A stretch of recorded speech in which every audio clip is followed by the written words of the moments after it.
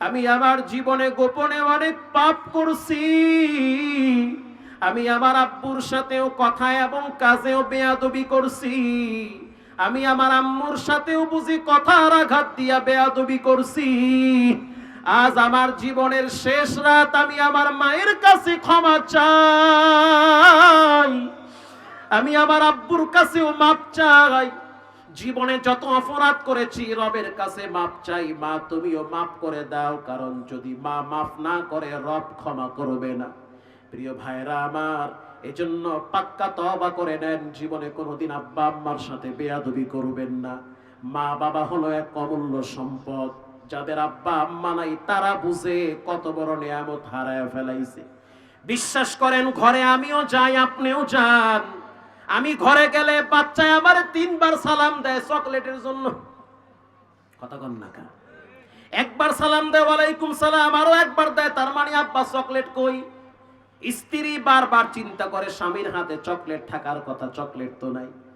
কিন্তু যতদিন আপনার মা ছিল ততদিন আপনার খবর নিয়েছে, বাজান বাহির থেকে আসছো, তাড়াতাড়ি গোসল করে খানা খেয়ে নাও, সব কাজ করে তোমার শরীরের যত্ন আগে নিবে।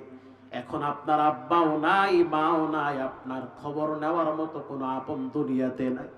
যার আব্বা আম্মা কবরে গেছে, কবরের কিনারায় দাঁড়ায়া চোখের পানি ছেড়ে দোয়া করেন, রব্বির হামহুমা কামা রব্বায়ানি সগীরা, রব্বির হামহুমা কামা রব্বায়ানি সগীরা।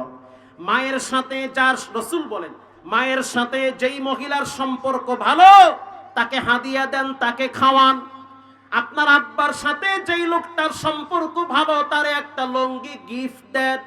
এগুলার কোনো খবর নাই, খালি আপনি ছেলে আর স্ত্রী নিয়ে ব্যস্ত হয়ে পড়ে আছে। হাদিসে আসছে, মা বাবার সাথে যাদের সম্পর্ক ভালো তাদের খবর নেন। ওই যে আপনার ফুফু গ্রামে আছে, যতদিন আপনার আব্বা ছিল ফুফুর খবর নিয়েছেন, বাপ কবরে গেছে ফুফুর খবর নাই। যতদিন আপনার বাবাই ছিল ততদিন চাচার খবর নিছেন, বাপ কবরে গেছে চাচার খবর নেন না। এত বড় নেমুখ হারাম কেমনে আপনি হইলেন? রাসূল বলেন, হায়াত যদি বাড়াইতে চাও, হায়াতে যদি বরকত পাইতে চাও, সম্পদে যদি বরকত পাইতে চাও, 1 নম্বরে সিলায়ে রাহিম, আত্মীয়তার সম্পর্ক ভালো রাখো। ওই যে গ্রামে, ওই যে পাহাড়ের টিরায় একটা বোন বিবাহ দিয়েছে, সারাটা দিন কষ্ট করে স্বামীও খাটে, বোনটাও খাটে, খবর নাই। অথচ আপনি শহরে চাকরি করেন, লক্ষ লক্ষ টাকা কামাই করেন, তাদের খবর নেওয়ার টাইম পান না। অথচ আপনার জীবনের হায়াতের বরকত তাদের পায়ের নিচে আল্লাহ রাইখা দিছে। রাসূল বলেন, আব্বা আম্মা যাদের কবরে গেছে তারা যেন আব্বা আম্মার নিকট বন্ধু আত্মীয় যারা আছে তাদের খোঁজ খবর নেয়। আল্লাহু আকবার বলেন। প্রিয় ভাইরা আমার, এজন্য আল্লাহ রাব্বুল আলামিন বলেন, পৃথিবীর মানুষ আল্লাহর হকের পরেই হলো মা বাবার হক। একজন সাহাবী বলল, আইয়ুল আমালি আহাব্বু ইলাল্লাহ, ওগো আল্লাহর হাবিব, আল্লাহর কাছে সবচেয়ে প্রিয় আমল কি? আল্লাহর রাসূল বলেন, আসসালাতু আলা ওয়াক্তিহা, সবচেয়ে প্রিয় আমল হলো টাইম মতো নামাজ আদায় করা। 2 নম্বরে বিররুল ওয়ালিদাইন, আব্বা আম্মার সাথে ভালো ব্যবহার করা।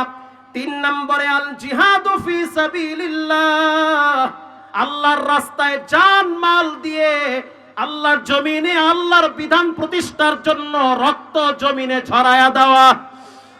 তাহলে আল্লাহর কাছে সবচেয়ে প্রিয় আমল হলো 3টা। 1 নম্বরে টাইম টু টাইম সালাত আদায় করা, 2 নম্বরে মা বাবার সাথে ভালো আচরণ করা, 3 নম্বরে আল্লাহর রাস্তায় জিহাদ করা। আমিন বলেন।